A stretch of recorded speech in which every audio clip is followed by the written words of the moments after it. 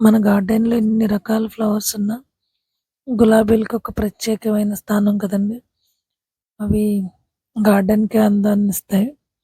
అయితే ఈరోజు ఈ వీడియోలో నా ప్లాంట్స్‌కి ఎంత ఎక్కువగా ఫ్లవరింగ్, ఎన్ని ఎక్కువ బడ్స్ రావడానికి నేను ఎలాంటి కేర్ తీసుకుంటాననేది ఈ వీడియోలో షేర్ చేసుకుంటాను. బిగినర్స్ ఎవరైనా ఈ రోజ్ ప్లాంట్స్‌ని పెంచాలనుకునే వాళ్ళకి ఇది యూజ్ అవుతుంది. తెలిసిన వాళ్ళకైతే ఓకే. నేనంటూ ప్రత్యేకంగా వీటికేమీ స్పెషల్ కేర్ అంటూ ఏం లేదు. సేమ్ అన్ని ప్లాంట్స్‌కి ఎలా అయితే సాయిల్ మిక్చర్ తీసుకుంటానో దీనికి కూడా సేమ్. అంత స్పెషల్‌గా ఏం తీసుకోను. సో, గార్డెన్ సాయిల్ నెక్స్ట్ మన కిచెన్ వేస్ట్‌తో చేసిన కంపోస్ట్ అంతే. ఇంకంతకు మించి ఇందులో నేను మిక్స్ చేసేదేం లేదు.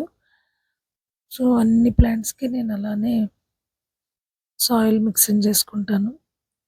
నెక్స్ట్ ఈ ప్లాంట్స్‌కి ఏంటంటే సన్‌లైట్ ఎక్కువగా ఉండేలా.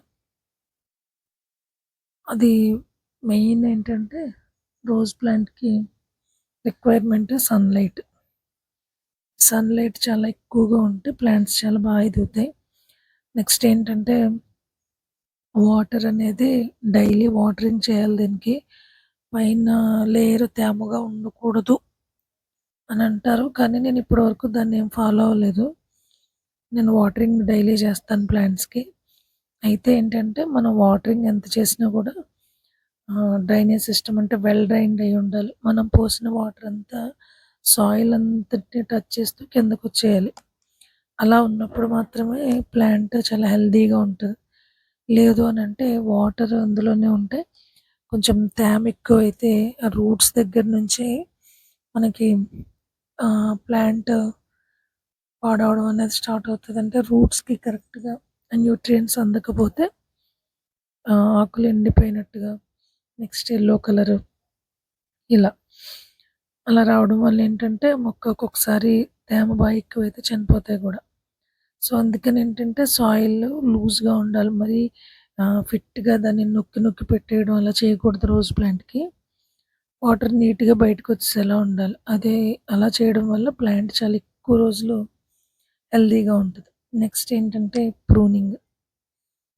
ఈ మొక్కకి ప్రూనింగ్ అనేది చాలా చాలా ఇంపార్టెంట్. ఎందుకంటే మనం పాట్‌లో పెట్టే రోజ్‌కి స్టెమ్స్ బాగా ఎక్కువగా పెరిగిపోయేలా చేస్తే అంటే లాంగ్‌గా పెరిగితే స్టెమ్స్‌కి దానికున్న బలం అంతా పోతది. అంటే స్ట్రెంత్ అంతా అదే యూజ్ చేసుకుంటది. అలా కాకుండా మనం ఏంటంటే స్టెమ్స్‌ని ప్రూన్ చేసేయాలి. ఒక పువ్వు వచ్చిన తర్వాత దానికి ఒక 2, 3 ఇంచెస్ కిందకి ఏం చేయాలంటే మనం స్టెమ్‌ని కట్ చేయాలి. నెక్స్ట్ ఎండిపోయిన కొమ్మలు, తర్వాత పువ్వులొచ్చిన తర్వాత వాడిపోయినవి అలా. నేనైతే ఒక ఫ్లవర్ వచ్చిన 2, 3 డేస్ వరకే ఉంచుతాను. ఆ తర్వాత కట్ చేసేస్తాను. ఎందుకనంటే దీనికిచ్చిన ఈ స్ట్రెంత్ అంతా కూడా ఆ ఫ్లవర్సే తీసుకుంటాయి. సీడ్ పాడ్ మనకేమి యూజ్ అవ్వదు గానీ, ఫ్లవర్ ఎండిపోయే సీడ్ పాడ్ రెడీ అయ్యేంత వరకు ఫుడ్ ఎక్కువగా దానికి యూజ్ అవుతది. సో, నెక్స్ట్ బడ్స్ అవి రావడం లేట్ అవుతాయి. అందుకని ఏంటంటే మనం ఫ్లవర్స్‌ని కట్ చేయాలి. అందానికి ఉంచుతాం గానీ, ఫ్లవర్స్ ఎంత ఎక్కువ కట్ చేస్తే ప్లాంట్ కన్నా ఎక్కువగా స్టెమ్స్, బడ్స్ వస్తాయన్నమాట. సో, నేను రెగ్యులర్‌గా ప్లాంట్స్‌కి ఏమిస్తానంటే ఆనియన్ పీల్స్ అనేవి చాలా రెగ్యులర్‌గా ఇస్తాను నేను. అంటే ఈరోజు ఇవ్వాలి, రేపు ఇవ్వాలి అలా ఏం లేదు. ఆనియన్ పీల్స్‌ని ఏంటంటే డైరెక్ట్‌గా నేను మొక్క మొదట్లోనే వేస్తాను. మనం వాటరింగ్ చేసినప్పుడు ఆనియన్ పీల్స్ తడిచి నెమ్మదిగా దానిలోకి రిలీజ్ అవుతాయన్నమాట. నెక్స్ట్ మోస్ట్ ఇంపార్టెంట్ థింగ్ అంటే బాగా రోజ్ ప్లాంట్స్‌కి యూజ్ అయ్యే, రోజ్ ప్లాంట్స్ బాగా ఇష్టపడేదే అనొచ్చు. కౌ డంగ్ అంటే కౌ మాన్యూర్ లేదా ఆవు పేడ ఏదైనా కూడా డంగ్. అది బాగా ఎండిపోయిన తర్వాత దాన్ని బాగా ఎండనివ్వాలి. ఎండింది మాత్రమే యూజ్ చేయాలి. లేదంటే పురుగులొస్తాయి దానిలో.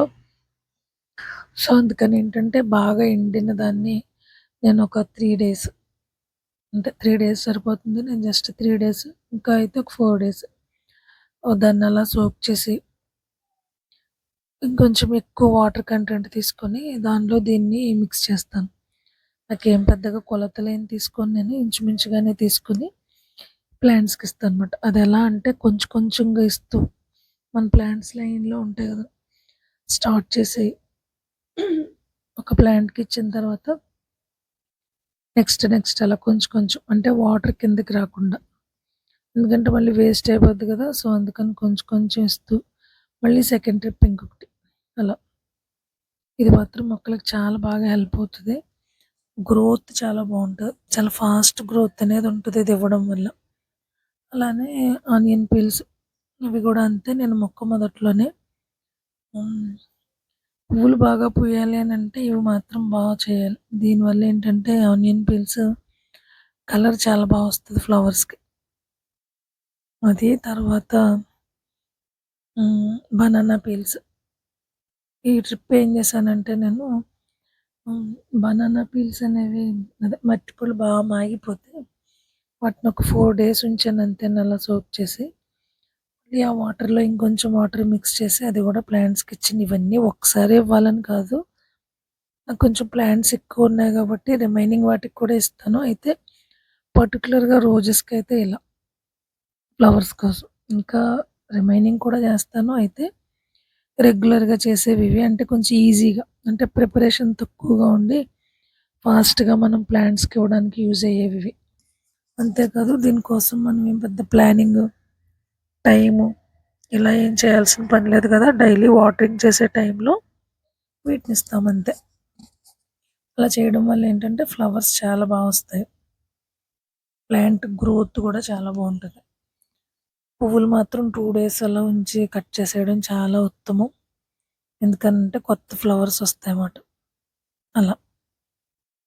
హ్మ్. ఇప్పుడు మనం ఇలా ఇస్తున్నాం గదా! ఈ మట్టి వీటిని ఆనియన్ పీల్స్‌ని, వాటర్‌ని డెఫినిట్‌గా మట్టినేంటంటే ఒక 15 డేస్‌కైనా కూడా ఆ సర్ఫేస్‌ని కొంచెం కదుపుతూ ఉండాలి. దాన్ని మన ఏదైనా ఒక ఆహ్, ఐరన్ తీసుకొని లేదంటే కొంచెం స్ట్రాంగ్‌గా ఉన్న కర్రనైనా మట్టిని కొంచెం కదుపుతూ ఉండాలి పైకి, కిందకి. సో, అలా చేయడం వల్ల కూడా సాయిల్ లూజ్ అవుతదన్నమాట. మెయిన్ నాకనిపించేదేంటంటే రోజ్ ప్లాంట్‌కి సాయిల్ కొంచెం లూజ్‌గా ఉండాలి. బాగా బిగుసుకుపోయి ఉండకూడదని. అలా అయితేనే వాటర్ నీట్‌గా దానికెళ్తే వాటర్ అయినా, ఫెర్టిలైజర్స్ ఇచ్చినా, ఏదిచ్చినా అది బాగా యూజ్ చేసుకుంటది. సో, అలా యూజ్ చేసుకోవడం వల్ల మనకి ఫ్లవరింగ్ అనేది బా వస్తదన్నమాట. సో, ఇప్పుడు చాలా వెరైటీస్ రోజ్ ప్లాంట్స్ వచ్చాయి. మార్కెట్‌లో వాటిని చక్కగా మనం గార్డెన్‌లో పెంచుకుంటే డైలీ ఆ ఫ్లవర్స్ ఉంటాయి. గార్డెన్ కూడా చాలా బ్యూటిఫుల్‌గా ఉంటది. అయితే ఈ ఫాలో అయ్యే ఈ టిప్స్ ఏవైతే ఉన్నాయో అవి చాలా ఈజీ. ఎవరైనా దాన్ని ఫాలో అవ్వచ్చు. దానికంటూ ప్రత్యేకంగా ప్రిపరేషన్ అయితే ఏం చేయాల్సిన పని లేదు. సో, అలా మనం ఈ ప్లాంట్స్‌ని, ఫ్లవర్స్‌ని చాలా ఈజీగా ఎక్కువ పెంచుకోవచ్చు.